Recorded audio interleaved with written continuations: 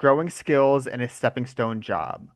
Last month, we talked a little bit about how to prepare for your first job search and all the effort that goes on behind that, from how to make your resume speak to your experiences, all the way to how to stand out in an interview.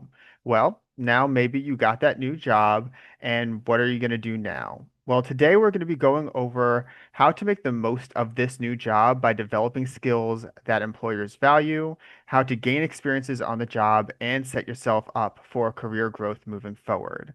I'm very excited to be joined by today's presenters, Sarah Snyder, Dr. Amy Dietzman, and Maeva Kadjo, as they walk you through growing your skills in a stepping stone job. So without further ado, I'll pass it on over to them.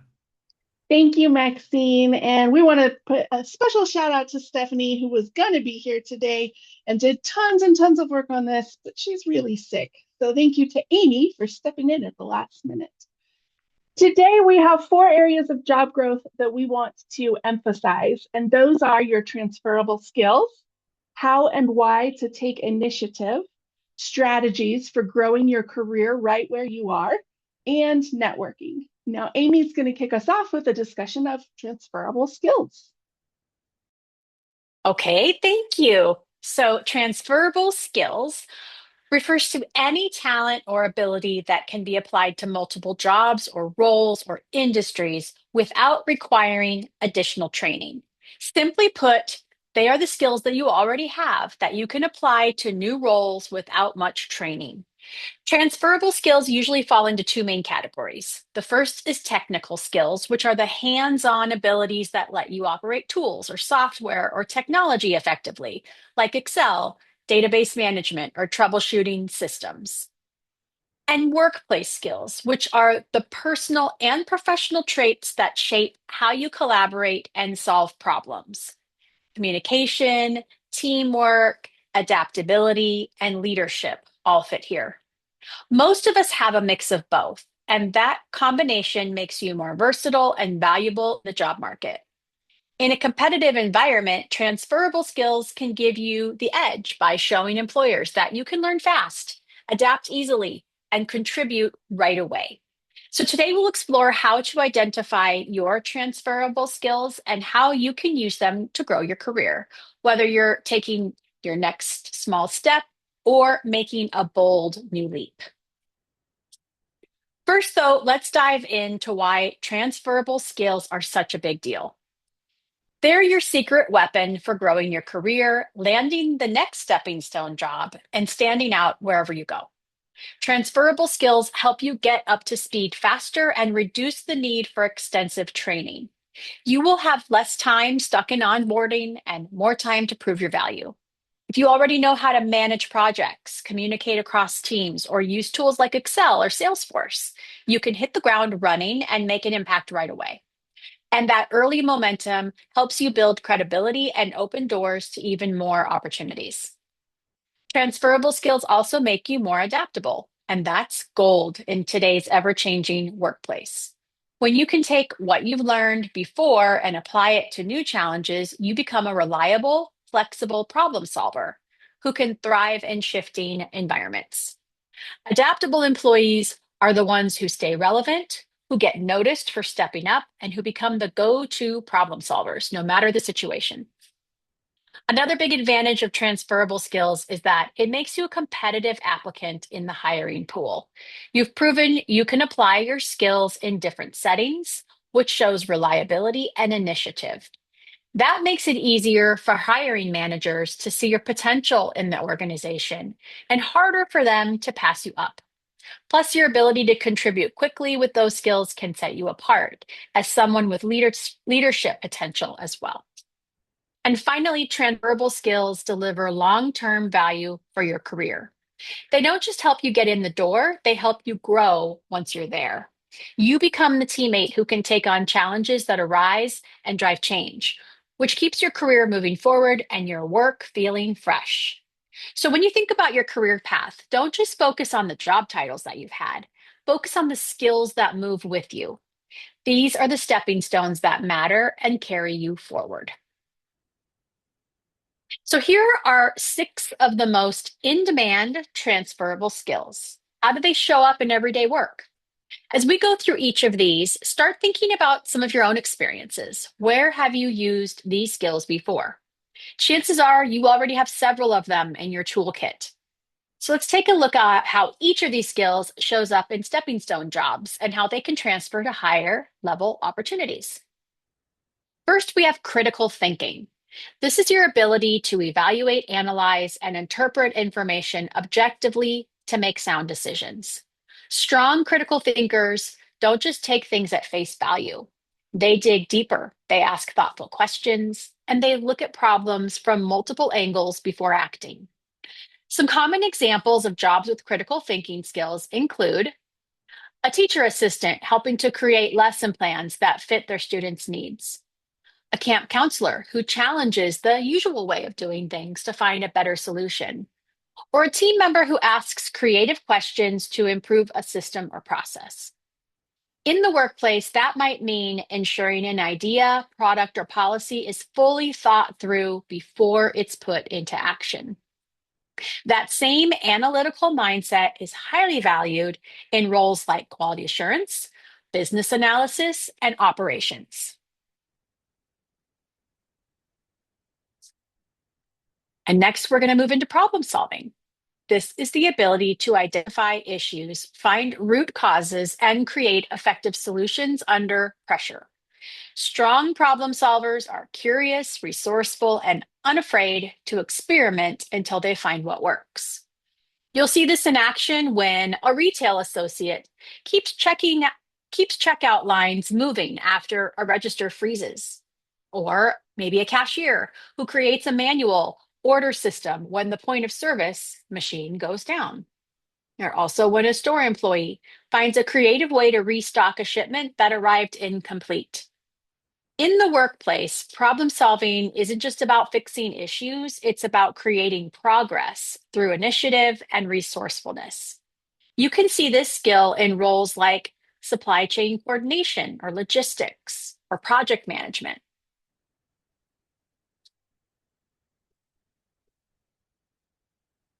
Moving along, we have adaptability next. This is the ability to adjust and quickly thrive in new environments, technologies, and challenges. People who embrace change are often the first to spot new opportunities, and employees love hiring people who can learn fast, stay flexible, and contribute right away. You can see adaptability in action when, let's say, a warehouse worker rotates smoothly between packing, inventory, and delivery, or when a dispatcher juggles multiple software systems while rerouting drivers in real time, or a barista who handles new menu items, tech updates, and busy rushes all with a smile. In the workplace, adaptability helps you not just survive change, but stand out because of it. That same flexibility translates perfectly to office assistants, client services, or administrative roles, where priorities can shift quickly and multitasking is essential.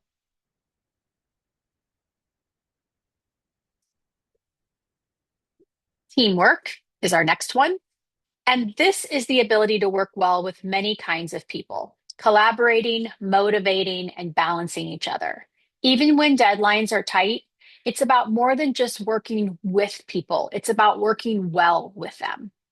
Great teamwork doesn't just get the job done, it helps everyone succeed together. If you're a waitress that manages a busy shift with cooks, bussers, and hosts, all while keeping customers happy, you probably have some really great teamwork skills. Another example is how an employee working at a movie theater collaborates with coworkers to keep the concession stand running smoothly during a busy premiere night, or by dividing tasks and covering for each other when the line gets long. And working in fast food is one of the best examples of teamwork. Each person's role depends on the next, and success comes from coordination, communication, and timing. Those collaborative habits translate into any workplace environment where success depends on cooperation and communication. Teamwork is highly valued in roles like project management, human resources, and marketing.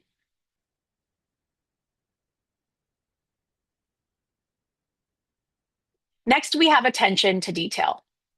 This is the ability to consistently and precisely notice what others might miss, in quality, accuracy, and professionalism. People who excel here take pride in precision and consistency, which are two traits every employer values. You see this skill in action when a student editor catches grammar or spelling errors others overlook for their high school newspaper, or when a data entry clerk or front desk associate double checks that forms are complete and customer records are accurate, or a retail associate who listens carefully to customer needs and ensures that they get exactly what they're looking for. Showing strong attention to detail earns trust and boosts your credibility in any position. This skill can be seen in fields like finance, compliance, administration, and data analysis, where accuracy keeps everything running smoothly.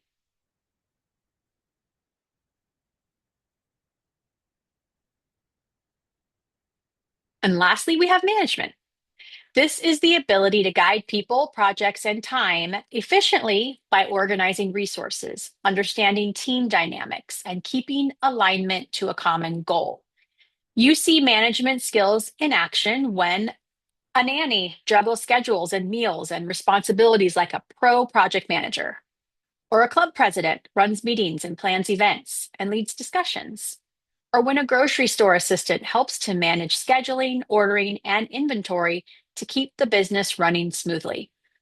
If you can lead people and manage time effectively, you've already mastered two of the hardest and most valuable skills in the workplace. Those same skills naturally evolve into team leadership, department coordinator, or entry-level management roles. The key takeaway here is that every experience counts. When you look at these 6 skills, critical thinking, problem solving, adaptability, teamwork, attention to detail, and management, you'll notice something, and that is they show up everywhere across roles, industries, and experience levels. Whether you've worked as a cashier, a server, call center agent, or a warehouse associate, you've been building a foundation of valuable, transferable skills all along. Employers aren't hiring you for what you've done, they're hiring you for what you can do next. And transferable skills are the bridge that takes you there. So take a moment and reflect. Which of these do you already have? Which might you want to strengthen as you take the next step in your career? So now that you know what transferable skills are, why they matter, and what they look like in different jobs, we're going to answer the next question, which is how do you even find your own transferable skills? Here are 4 simple ways to uncover and refine them. First, reflect on your experiences. Start by looking back at your past roles and remember every experience counts. That includes paid jobs, but also internships, school projects, volunteer work, or even personal responsibilities like caregiving or planning community events. Think about what you did well and what came naturally. Maybe you worked in retail, handling tough customers, staying organized, and balancing priorities. Well, that's communication and problem solving and time management. Or maybe you ran a fundraiser. That's project planning, budgeting, and leadership. Look for the skills behind the tasks. You'll uncover more than you expect. Another great way to find your transferable skills is to seek feedback from others. Sometimes the people closest to us see our strengths more clearly than we do. So ask a friend, family member, coworker, or mentor, what do you think I'm especially good at? And how about this? When have you seen me at my best? Their answers can help reveal skills you might overlook because they just come so naturally for you. You might hear, well, you're the one who always keeps everyone calm when things get stressful. That's not just a compliment, that's emotional intelligence and leadership. Write down what others tell you and look for patterns. Those often reveal your standout skills. You can also just take a look at some job descriptions in the field that you're aiming for. Study job postings, and as you read, highlight the skills that appear over and over again. These are the ones employers value most. And then think about how you've already demonstrated those same skills in your own work or your life. If a job emphasizes collaboration and data accuracy, think of when you worked on a team project or double checked important details. Even if your past title is different, the skills often align, and that's what matters. And once you've identified your transferable skills, it's time to make them shine. You want to market your skills effectively. Rank them by confidence or enjoyment, like what do you love doing? What comes naturally? And what would you rather not do? This helps you focus your career growth on the skills that you love and the skills that energize you. So you've reflected, you've sought feedback, you've analyzed job descriptions, and you've made your list of skills. Now comes the fun part of putting all of those pieces together and learning how to use them in your resume and future interviews. Even if you're coming from a stepping stone or entry level job, the way you frame your experience can help employers clearly see your potential and the value that you're going to bring to them. So, we're going to walk through how to do that effectively by looking more closely at how to write a strong professional summary, effectively highlighting your work experience, grouping your skills into categories, and using an elevator pitch in your cover letter to tell your story. First, let's start with how to write a professional summary. Your professional summary is the first impression on your resume. This is a short, maybe 2 or 4 sentence paragraph, and should highlight your key transferable skills and give employers a snapshot of who you are and what you offer. Think of it as your chance to say, here's why I'm a great fit, and here's what I bring to the table. This might look something like this: detail-oriented and adaptable professional with 3+ years of experience in customer service and team coordination. Skilled in problem solving, communication, and project support with a strong ability to build relationships and deliver efficient solutions, eager to apply these skills to a growing operations or administrative role. Notice that it doesn't just focus on the job titles, it focuses on the skills and the impact. That's what makes a professional summary stand out. Next, how can you highlight your transferable skills through your work experience? Your work experience section is where you show those transferable skills in action. Under each job you list, you want to use bullet points to connect your daily tasks to broader competencies, things like leadership, communication, organization, or technical proficiency. Each bullet should start with an action verb and end with a measurable result or positive outcome whenever possible. Here's an example from a retail or food service role. Collaborated with cross-functional teams to maintain high customer satisfaction, demonstrating teamwork and communication skills. Resolved customer issues quickly and diplomatically, improving repeat business and showcasing problem-solving ability. And trained new hires on company procedures, building leadership and coaching experience. Even if the role wasn't corporate, the skills absolutely are. And that's the story that your resume should tell. And then next, you want to group your skills by category. To make your resume even more effective, it's important to include a skills or core competencies section where you group related transferable skills into categories. This helps employers scan your resume quickly and instantly see where your strengths align with their needs.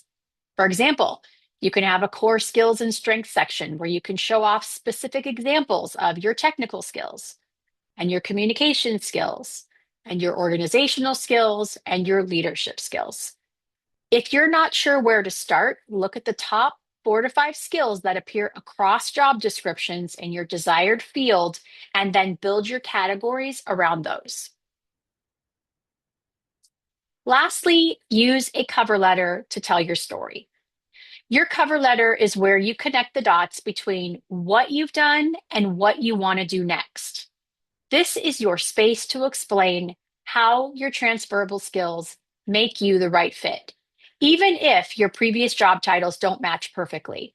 Your resume shows what you've done. Your cover letter should explain why it matters. Some job postings don't require a cover letter, but that doesn't mean that you shouldn't submit it as an additional resource. It's always a great personal touch and a way to impress future employers. So here's an example of a strong cover letter start. You can think of it as an elevator pitch, selling yourself and hooking them in so they want to know more about you. With a strong foundation in customer service and natural knack for problem solving, I excel at tutoring, at turning challenges into opportunities to build trust and satisfaction. Whether coordinating teams behind the scenes or supporting clients directly, I focus on creating seamless, stress free experiences that reflect professionalism and care.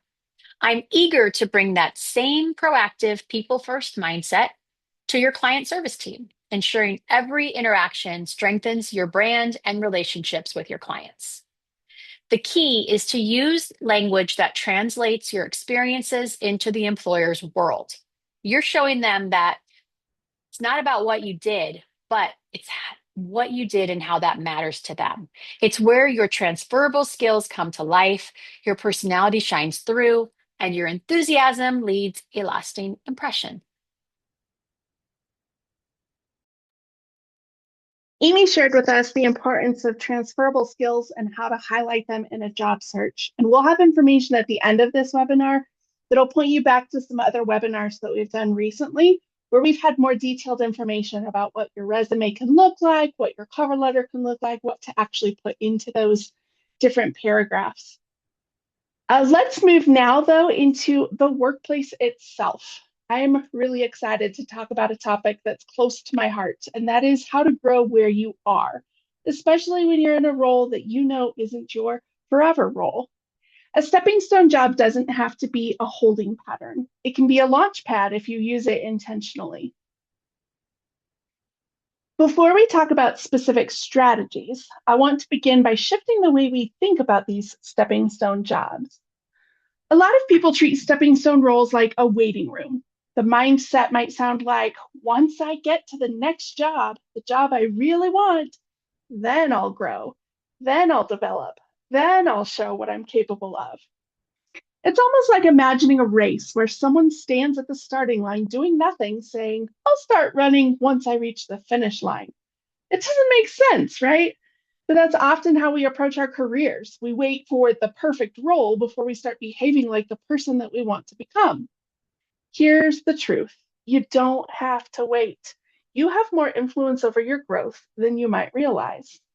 So how do we reframe it? What's that missing step between the two? Well, it's our mentality about stepping stone jobs.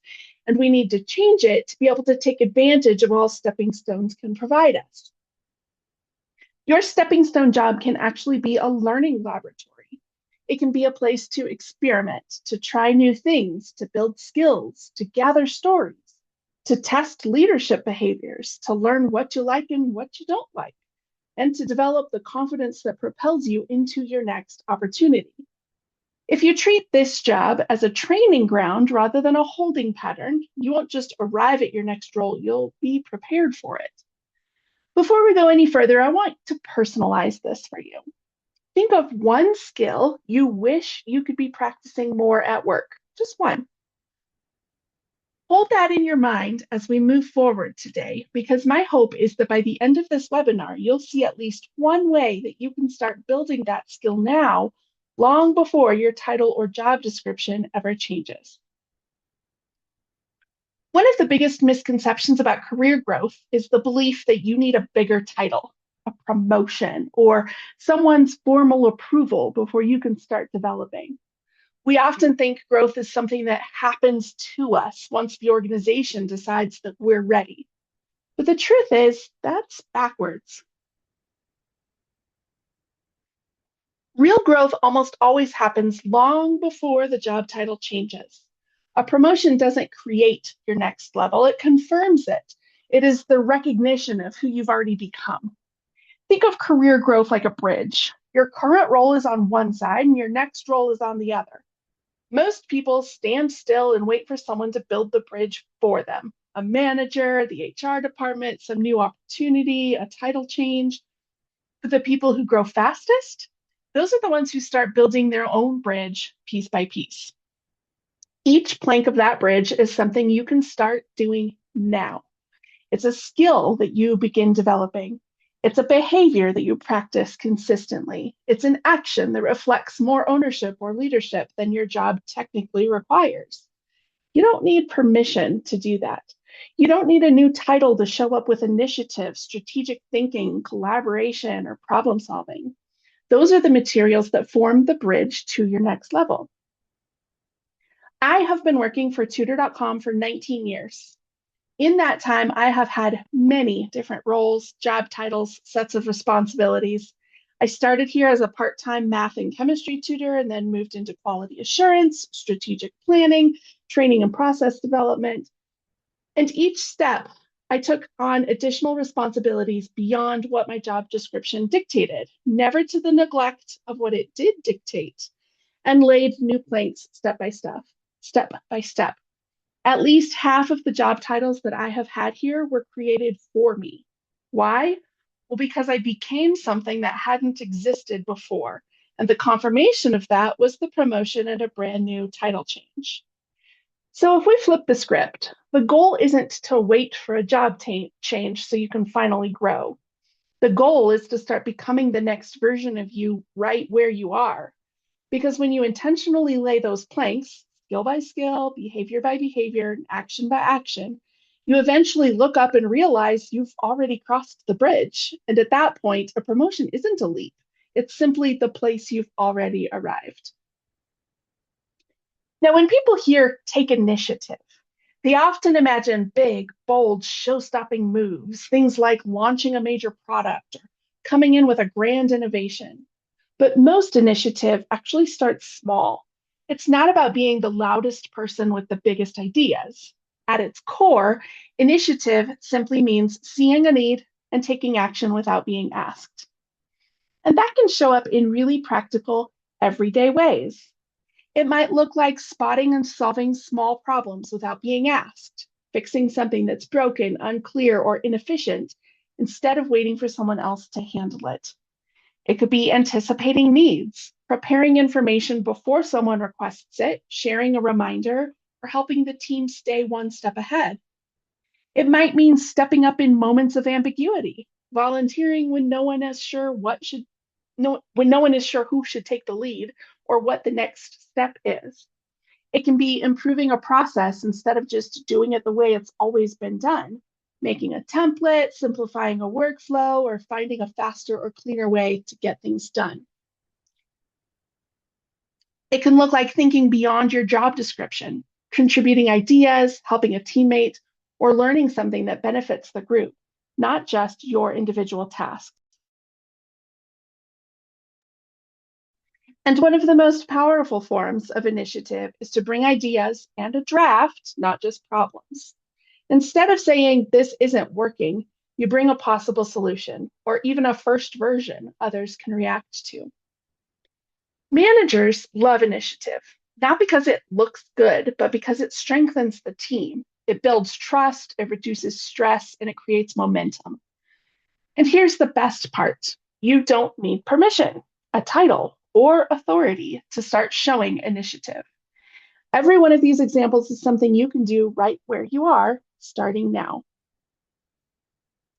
Initiative creates opportunities, and one of the best ways to grow is to intentionally seek new experiences within your current company or within your current role.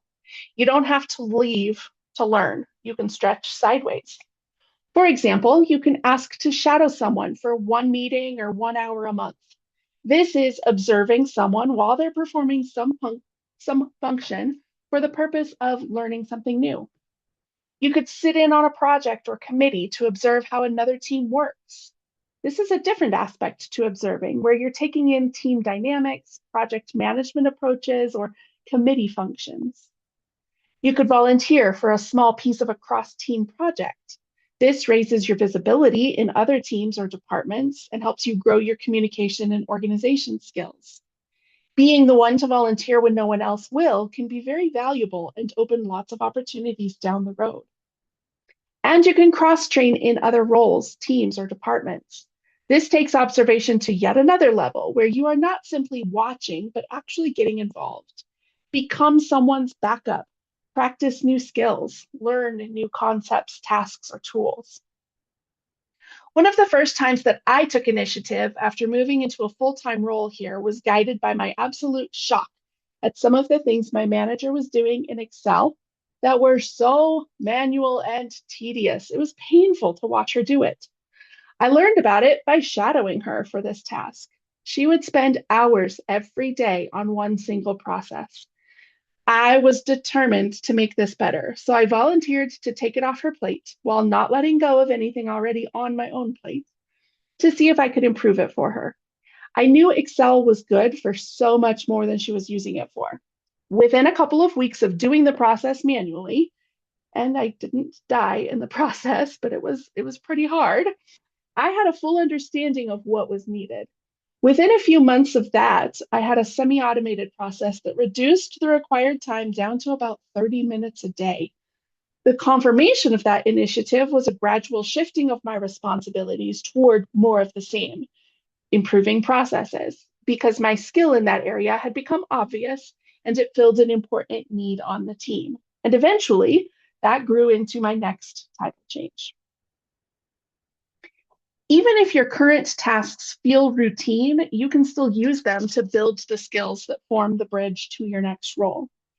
The work you're doing today isn't just a to-do list, it's raw material you can use to lay down the planks of that bridge. There are 5 skill areas you can intentionally strengthen no matter what job you're in. The first of those is communication. This covers how clearly you share ideas, write emails, present updates, or tailor your message to different audiences. The next is relationship building and internal networking. This includes how well you collaborate, build trust, and connect with people across the organization. The third is process improvement. Here, you're looking at the way things are done and asking, how can this be smoother or faster or easier? Fourth is project ownership. This involves taking responsibility for a task or small initiative from start to finish, instead of just doing your part and handing it off. And the last is data and tech fluency. Here you're getting comfortable with the tools, numbers, and systems that help you make smarter decisions, even at a basic level. Each time you practice one of these, you're adding a new plank to the bridge that moves you closer to your next level. And these are skills that transfer to any industry, any role, and any future path.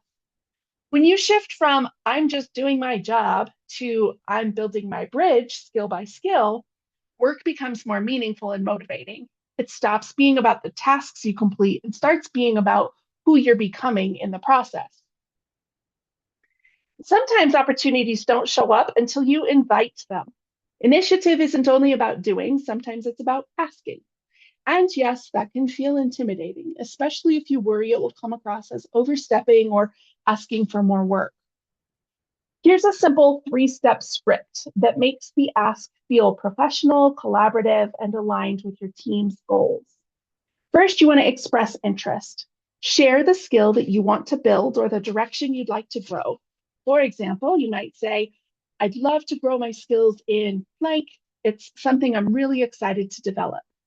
This signals motivation, not dissatisfaction. Second, you want to align your request with the team's priorities. Connect your growth to something that benefits the team or supports current goals. For example, I noticed our team is working on blank, and I'd love to support that effort. This shows you're thinking beyond yourself. You're thinking like a team player. Third, start small. Make the entry point low risk, easy to say yes to, and time bounded. For example, would it be possible for me to take a first draft or manage a small piece so I can learn? The key is small. You're not asking for a huge leap, just a toe dip that lets you practice something new. When you frame your ask at the center of the then, where your growth, your team's needs, and the organization's goals overlap, you're not asking for extra tasks. You're showing strategic growth that benefits everyone. Leaders appreciate these conversations because they demonstrate intention, initiative, and ownership. And even if the response is not yet, you've planted a seed in that shared value space, one that often grows into future opportunities.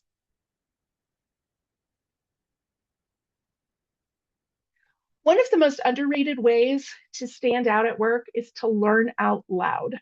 What I mean by that is don't keep your growth private. When you share what you're learning, big or small, you not only reinforce your own growth, you also position yourself as someone who contributes value to the team. And that quietly builds your reputation as a leader who is growing and lifting others with you. Here are a few simple, low pressure ways to learn out loud. After a webinar or training, share 2 to 3 sentence takeaways with your team or in a channel. Not a book report, just one nugget and why it's useful. Try something new in your workflow and then say, here's something I tested this week that made blank easier. You're sharing value, not bragging. I have a coworker who does something similar to what I do, but we're skilled in different aspects of process improvement. And our audiences or customers are different parts of the broader team. We have regular running dialogue about the things we're trying or learning, things that break and how we figured out how to fix them, and so on. We even meet from time to time to share tips we think the other would find helpful. This learning out loud keeps us both sharp on our stronger skills as we explain it to one another, and keeps us growing as we don't stagnate in our own sphere of influence or expertise. This desire to teach others also contributed to a move to the training and development team, where part of my role is now providing webinars like this one to share my expertise and things that I'm learning with others like all of you. And one of the most powerful ways is to spotlight others. When you share something you learned from a colleague or call out a win or a great idea they had, you strengthen relationships, you build morale, and people begin to see you as a connector and a culture builder. Learning out loud combines humility with initiative because you're open about learning and you're actively improving and sharing. That combination is magnetic. It signals, I don't need to be perfect to provide value. I'm growing and I'm bringing others with me. And leaders will notice that.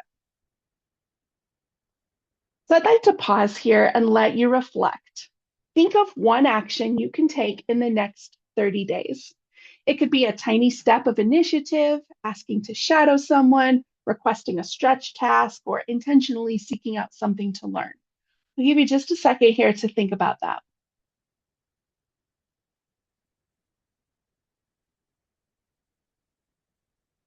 Go ahead and write that down, even if it feels tiny, because tiny becomes transformation over time.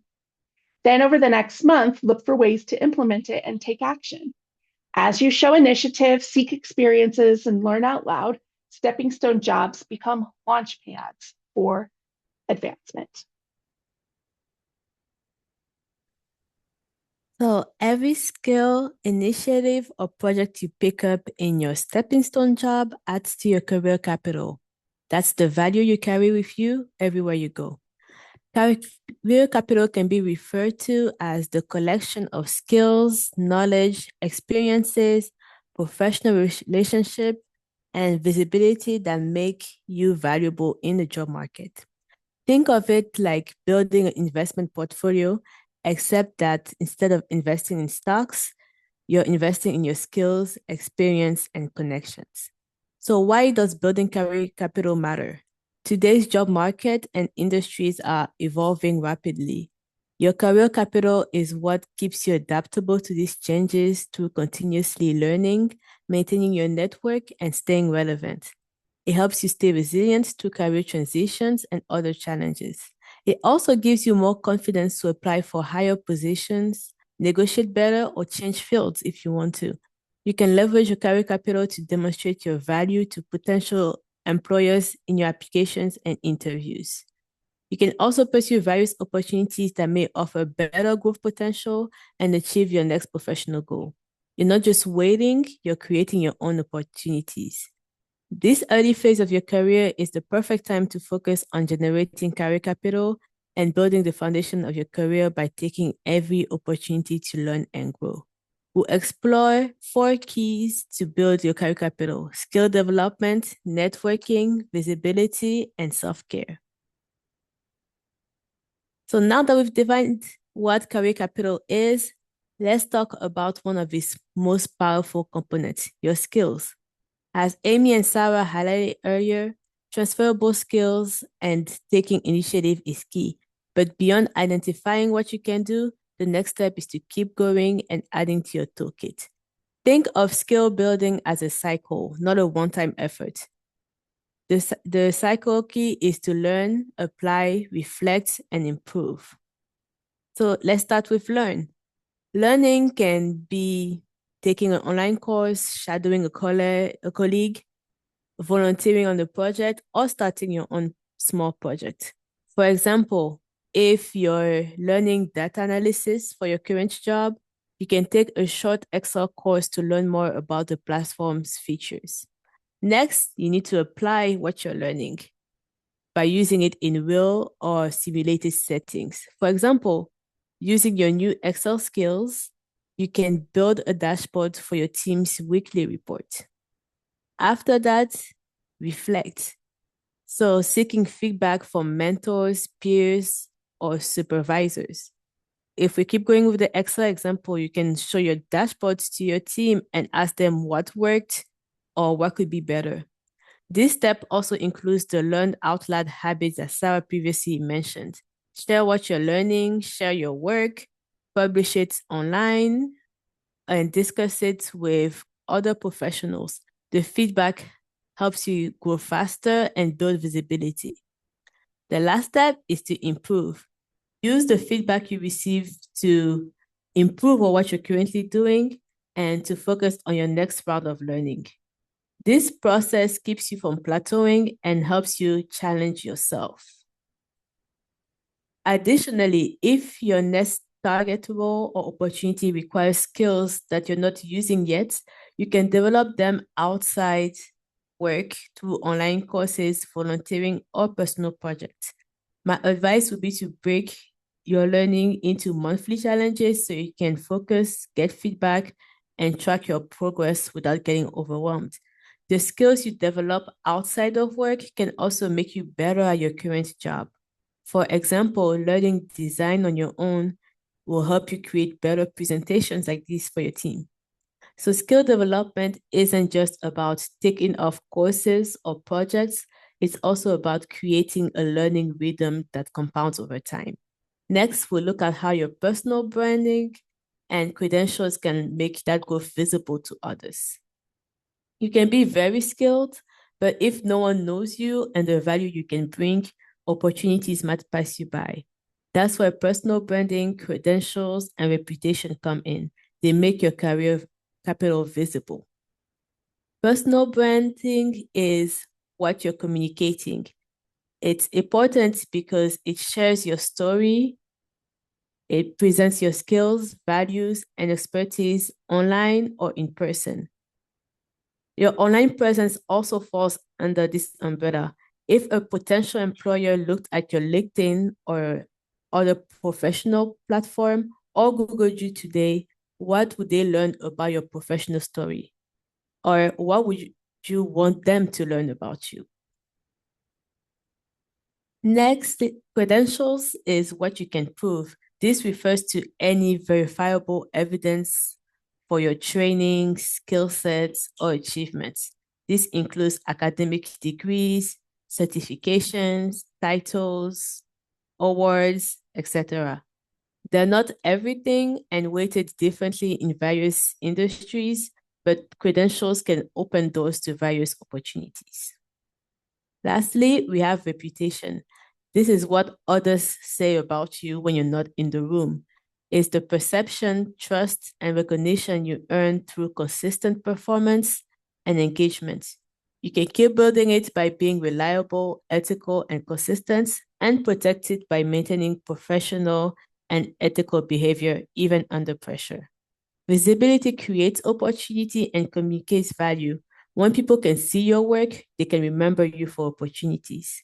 So let's talk about a few ways to build visibility. One is your LinkedIn profile or your profile on any other professional platform. Keep your profile updated, share any insights, accomplishments, or lessons you learned recently. It's a great way to keep interacting with your network and keep them posted on what you're currently doing. Next, if you have a portfolio or a personal website, it's a great way to showcase your best work or results, and this will be especially helpful for those in creative or project-based careers. Next is professional involvement. This would be attending or contributing to professional events, conferences, panels, or online communities in your field. And another way is to strengthen your credential. So this would be academic degrees. You may be pursuing certificates, licenses, or certifications that are relevant in your chosen field, awards or recognition from your current company or other organizations you're part on, or major projects you've led or contributed to. Keep building your visibility by showing up, seeking challenges, and documenting your achievements. Next, we'll look at another crucial part of your career capital, your network. The professional connections you make and maintain can influence your career path in so many ways, from the jobs you hear about to the mentors who guide you and the opportunities that find you. One way to network is informational interviews. These are the conversations where you ask for insights, not for a job or a referral. They can help you understand what skills, experience, or credentials are valuable in your target field. There's also a lot you can learn from your connections, career journeys, experiences, and perspectives. They also help you refine your career strategy and goals based on what you learn and the insights you get from those informational interviews.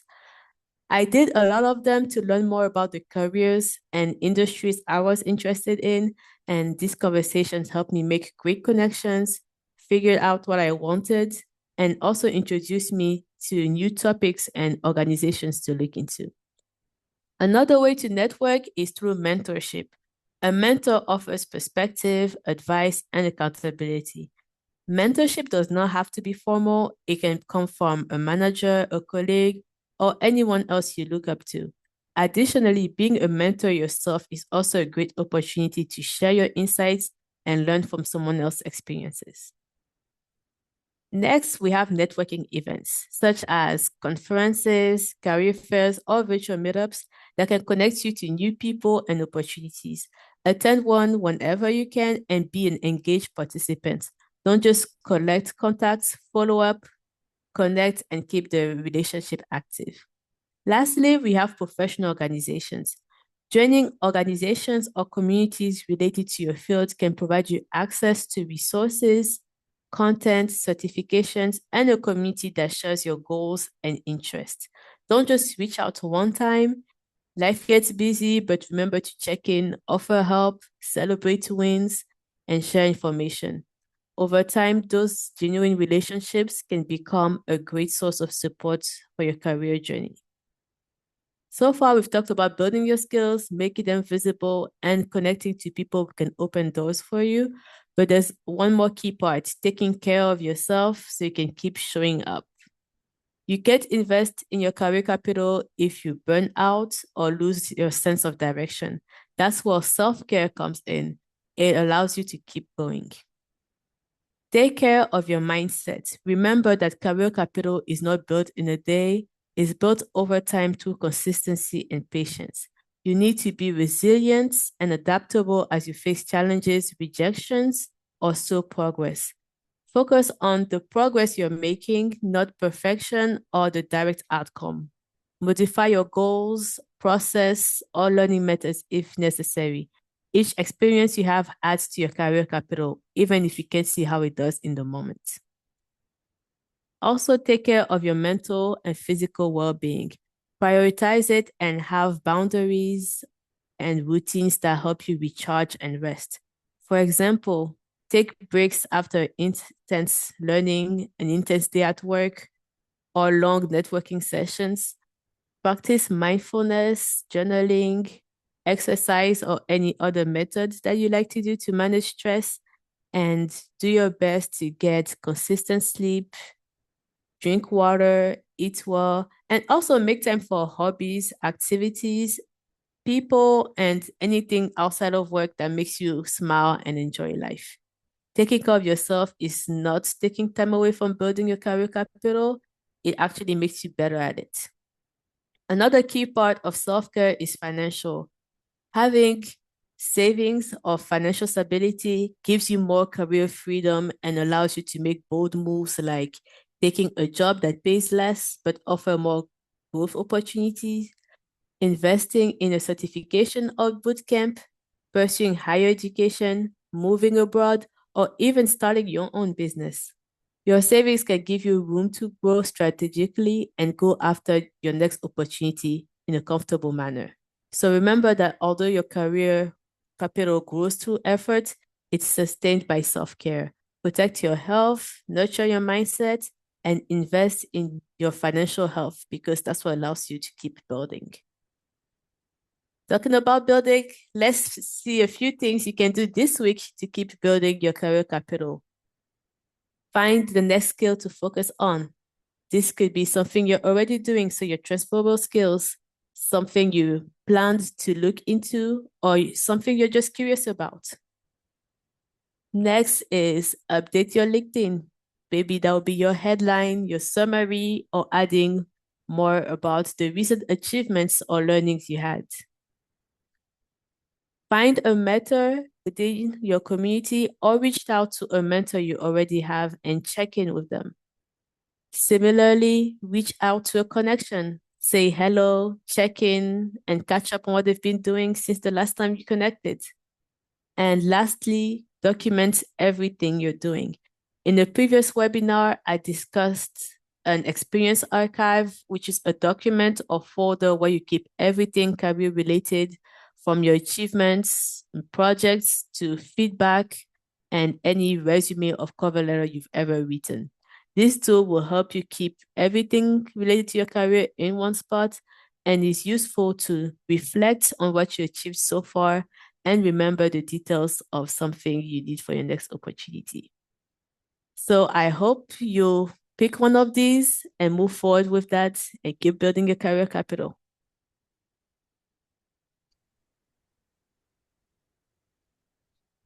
If you'd like If to you do like, some further study, here are some of the resources we used, as well as some others that may prove helpful. You can explore these further once you get that email with the slides attached, so you'll have all of those links. We also have some QR codes here that will take you straight to our previous webinars. We referenced some of those here. These are all on similar topics. We did a whole series on career readiness and management. And then earlier this year, we presented webinars on how to prepare for unemployment uncertainty and preparing for your first job search. And those will be where you'll find those additional details about resumes and cover letters and career searches and things like that. Each of these covers different aspects of the search and management cycle. So take a look if you want to revisit those or dive deeper into anything that we talked about here today.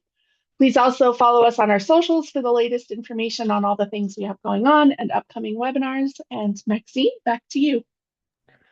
Awesome. Thank you so much, everybody, for the great webinar. Like Sarah mentioned, please do scan these QR codes and follow us on our socials, and especially head to the webinar archive at tutor.com/webinars. That's where you'll find all of our previous webinars covering career topics as well as study skills, test prep. A wide range of topics are available for you there. Now, it doesn't look like there were any questions that came in, and I know that we are running up on time. So I did want to be mindful of everybody's time this afternoon.